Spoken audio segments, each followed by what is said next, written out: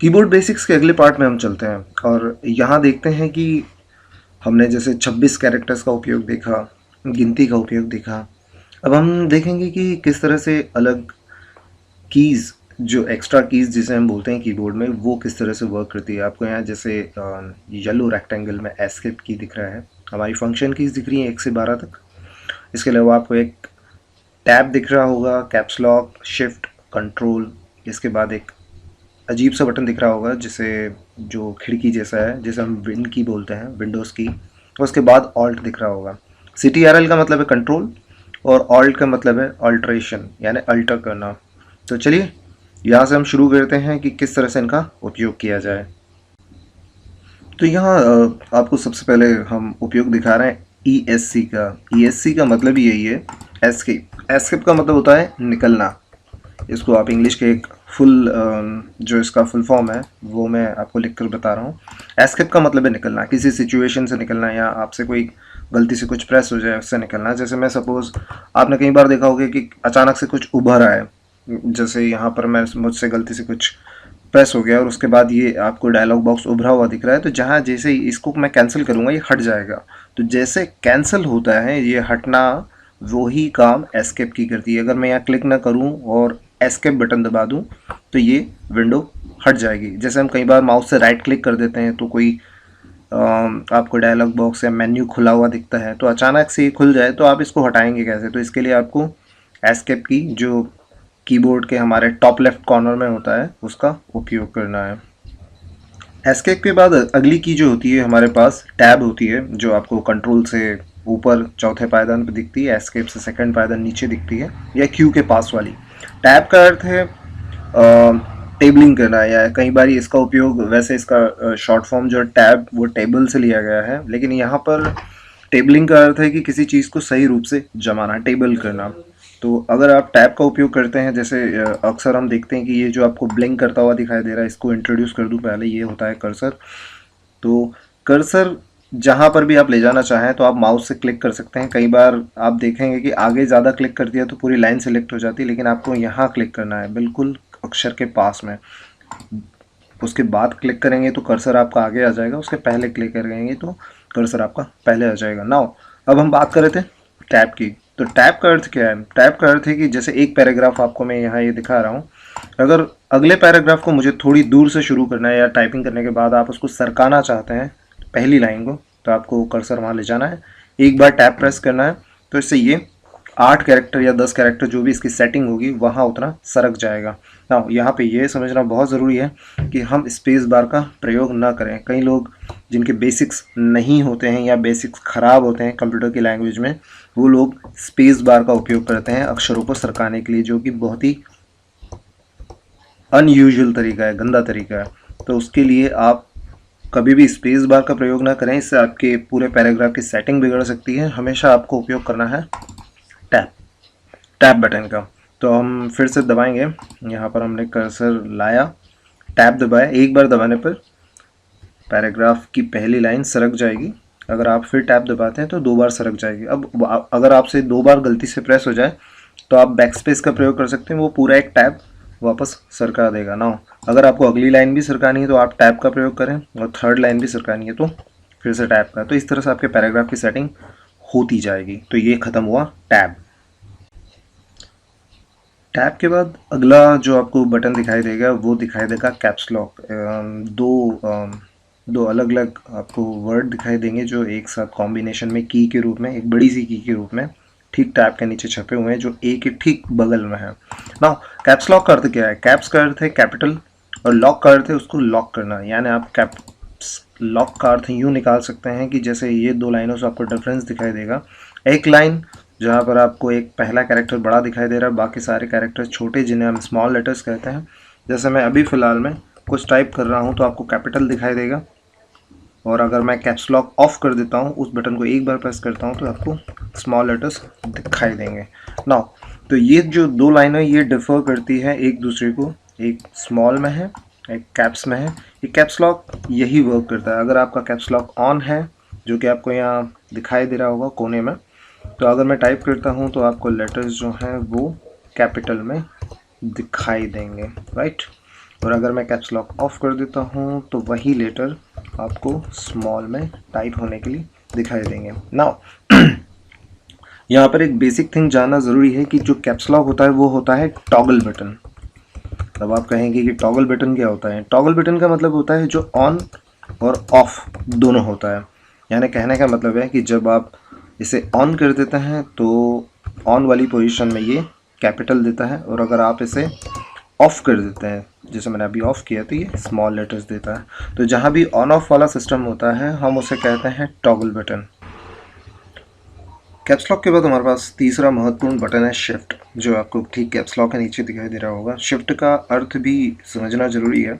जैसे हम कहते हैं कि कोई व्यक्ति अलग अलग शिफ्ट में काम करता है, तो शिफ्ट का मतलब होता है बदलाव, यानी किसी चीज़ से दूसरी परिस्थिति में बदल जाना। जैसे अभी मैं एक लाइन टाइप करके आपको दिखा रहा हूँ। जैसे मैंने ये वर्ड टाइप किया, क्विक ब्राउन फॉक्स।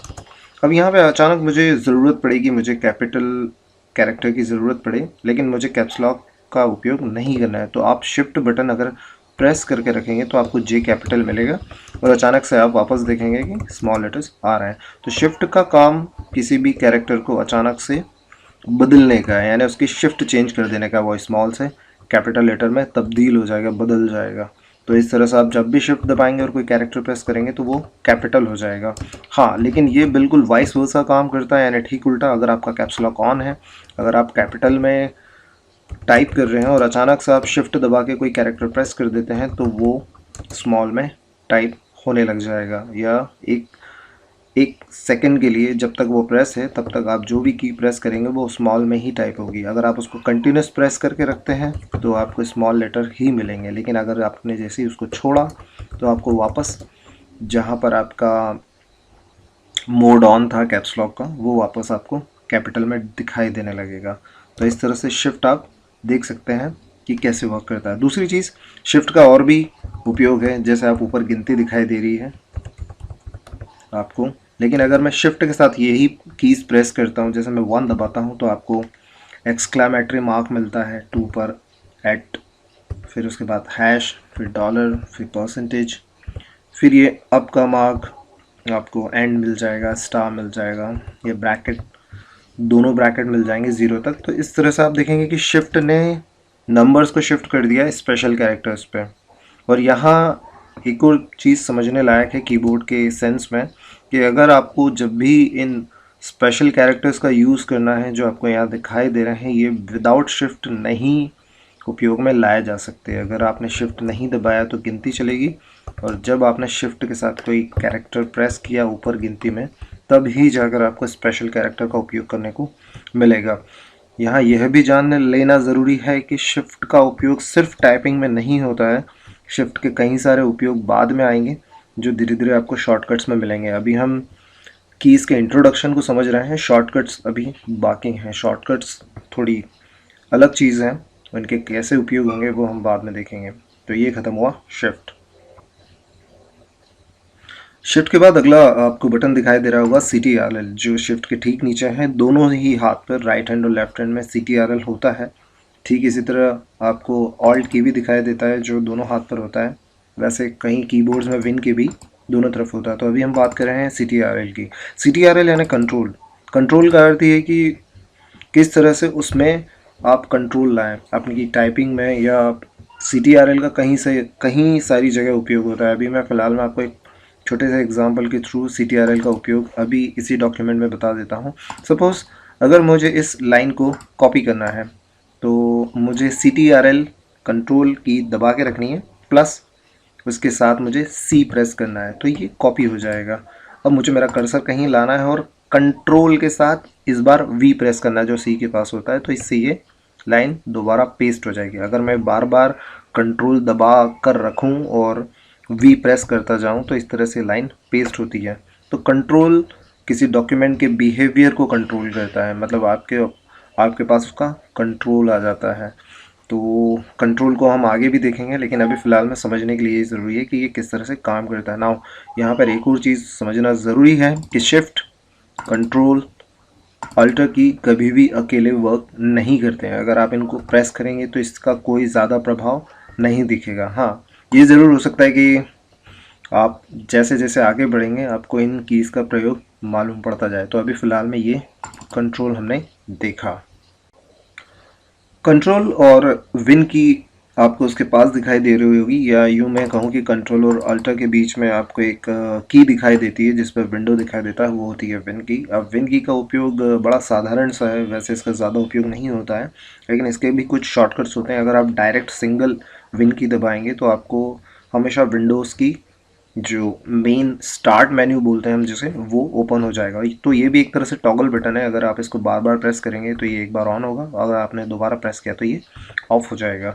तो ये ऑन ऑफ, स्टार्ट मेन्यू को ऑन ऑफ करने का एक तरह से बटन है। लेकिन इसके कई सारे कॉम्बिनेशंस भी हैं, जैसे अगर हम विंडोज़ की को एम के साथ प्रेस करें, यानी अगर आप विंडोज़ की दबाएं और उसी के साथ एम प्रेस कर दें, तो आपका जो भी डॉक्यूमेंट ओपन होगा वो मिनिमाइज हो जाएगा, और साथ ही साथ सारी विंडोज़ या जितने भी फोल्डर्स हैं, जैसे एक फोल्डर है, ये फोल्डर है, ये सारे फोल्डर्स एक साथ मिनिमाइज हो जाएंगे। मैं फिर से उपयोग कर रहा हूँ लाइक विन और एम की।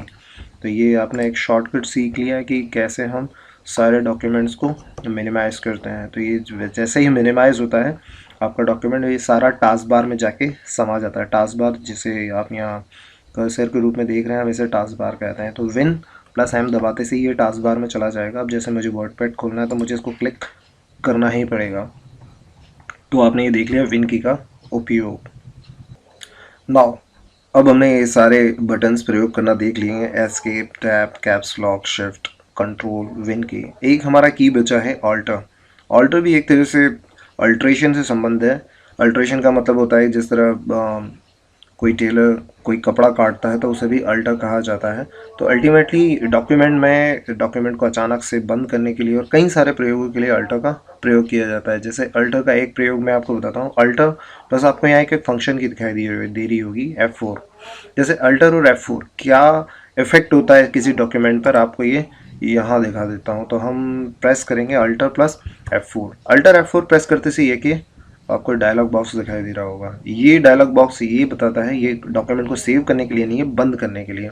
अगर मैं इस डॉक्यूमेंट को सेव कर लूँ किसी भी तरह, सपोज़ ये डॉक्यूमेंट को मैंने इंडिया नाम से सेव कर लिया सपोज़, और अब वो अचानक से डॉक्यूमेंट बंद हो गया, या मैं फिर से अल्टर F4 का प्रयोग करता हूँ, तो ये विंडो जो आपको सामने दिखाई दे रही होगी ये भी बंद हो जाएगी। या कोई भी सॉफ्टवेयर हो, सपोज़ ये फोल्डर हो, अगर मैं अल्टर प्लस F4 दबाता हूँ तो ये बंद हो जाएगी। तो अल्टीमेटली आपको ये मालूम पड़ गया कि अल्टर F4 क्या करता है। अब हम कीबोर्ड बेसिक्स के अंतिम पड़ाव पर हैं, जहां आप ये 4 कीज़ अपने कीबोर्ड में पाते हैं जिन्हें नेविगेशन कीज़ कहते हैं। नेविगेशन कीज़ का उपयोग हम कुछ इस तरह से करते हैं कि सपोज़ आपका कर्सर अगर किसी पैराग्राफ में कहीं ब्लिंक कर रहा है, जो ये ब्लिंक करता हुआ कर्सर आपको दिखाई दे रहा है, इसे हम कर्सर कहते हैं। ये ब्लिंक करता हुआ कर्सर आप इन नेविगेशन कीज़ की सहायता से, जो कि चारों दिशाओं में चलती है, नीचे की ओर अगर आप राइट साइड आना चाहें तो राइट साइड आ सकते हैं, लेफ़्ट साइड जाना चाहें तो वापस लेफ़्ट जा सकते हैं। तो ये चारों कीज़ जो भी हमने यहाँ पर देखी हैं, ये चारों कीज़ इसी तरह से वर्क करती हैं। नेविगेशन कीज़ के उपयोग के बाद हम जल्दी से चलते हैं ऊपर की 6 कीज़ पर, जिनमें सबसे इम्पॉर्टेंट, वैसे तो सभी कीज़ इंपॉर्टेंट हैं, इसमें होम और एंड की कैसे उपयोग में लाते हैं, पेज अप और पेज डाउन कैसे उपयोग में लाते हैं। ये चारों कीज़ जो आपको दिख रही है, जैसे ये कर्सर चलाने के काम आती है, वैसे ही कर्सर को ज़्यादा दूरी तक चलाने के काम आने वाली ये 4 कीज़ हैं। इंसर्ट और डिलीट कैसे काम करता है टेक्स्ट पर, वो हम देखेंगे, लेकिन सबसे पहले हम इन 4 कीज़ को देखते हैं, जिसमें होम की और एंड की किस तरह से वर्क करती है। होम और एंड का मतलब यही है कि जैसे एक लाइन है, सपोज हम ये बीच वाली लाइन ले लें, तो इसमें हम जैसे देख रहे हैं कि कर्सर हमारा एक वर्ड है टेक, उसके बाद दिखाई दे रहा है। तो कर्सर को अगर मैं होम पर ले जाना चाहूँ तो मैं होम की जैसे प्रेस करूँगा तो हमारा कर्सर जो है वो जंप करके इस लाइन के स्टार्टिंग में आ जाता है, और अगर मैं एंड की प्रेस करता हूँ तो यही कर्सर उठ के इसी लाइन के एंड में आ जाता है। तो सिर्फ इतना सा उपयोग है, ताकि इसके अलावा एक और आपने पेज अप और पेज डाउन जो पढ़ा है, वहाँ पर पेज अप का मतलब होता है आपका कर्सर, जैसे मैं पेज अप दबा रहा हूँ तो जो डॉक्यूमेंट का स्टार्ट होता है वो होता है जो सबसे पहला कैरेक्टर जहाँ टाइप होता है वो होता है उसका पेज अप, होम। मतलब यूँ कह सकते हैं कि पेज जब प्रेस करेंगे तो उस पर्टिकुलर पेज के सबसे ऊपर वाली लाइन के सबसे पहले कैरेक्टर पर आपका कर्सर पहुंच जाएगा। सिमिलर वे में पेज डाउन आपको सबसे लास्ट लाइन पर ले जाएगा। मतलब अभी इस डॉक्यूमेंट की लास्ट लाइन शायद ये है और इसके बाद अगला पेज डाउन मैं करूँगा तो और नीचे आ जाएगा कर्सर, तो एक एक पेज जंप कराने के लिए। और इसी वे में अगर आपको ऊपर की तरफ चलना है फटाफट तो पेज अप आप प्रेस करते जाइए, पेज अप से आप सबसे टॉप पर चले जाएंगे। तो ये हुई चारों नेविगेशन कीज़। नाउ अब हम बात करते हैं इंसर्ट और डिलीट की। इंसर्ट कैसे वर्क करता है वो मैं आपको दिखा देता हूँ। इंसर्ट एक्चुअल में एक टॉगल की है, वैसे तो इसका उपयोग अब न के बराबर है। अगर आप इंसर्ट की प्रेस कर देते हैं तो जब भी आप कुछ भी टाइपिंग करते हैं तो आगे वाला कैरेक्टर अपने आप ओवरलैप होता जाता है। जैसे मैं कोई पर्टिकुलर लाइन टाइप कर रहा हूँ, सपोज क्विक ब्राउन फॉक्स, जो हमारी टाइपिंग प्रैक्टिस लाइन है, तो आप ये देख रहे होंगे कि आगे के अक्षरों को ये खाता चला जा रहा है, यानी उस पर ओवरलैप हो रहे हैं अक्षर। और अगर आपका इंसर्ट ऑफ होता है टॉगल बटन, तो जब आप टाइपिंग करते हैं तो अब ये अक्षरों को खाएगा नहीं, उनको सरकाता हुआ आगे चला जाएगा, यानी आपका कर्सर आगे के कैरेक्टर्स को धक्का मारते हुए आगे ले जाएगा और इस तरह से आप टाइपिंग कंटिन्यूस कर सकते हैं। अगर इंसर्ट बटन ऑन होगा तब ये कर्सर आपका जो है आगे के कैरेक्टर्स को खाना चालू कर देगा। सिर्फ इतना सा उपयोग है, वैसे इंसर्ट का उपयोग अब न के बराबर होता है। और डिलीट की जो है उसके पास वाली वो इस काम आती है कि जैसे आपने कोई लाइन या पैराग्राफ माउस से सिलेक्ट कर लिया है तो आप उसको यहाँ से डिलीट कर सकते हैं।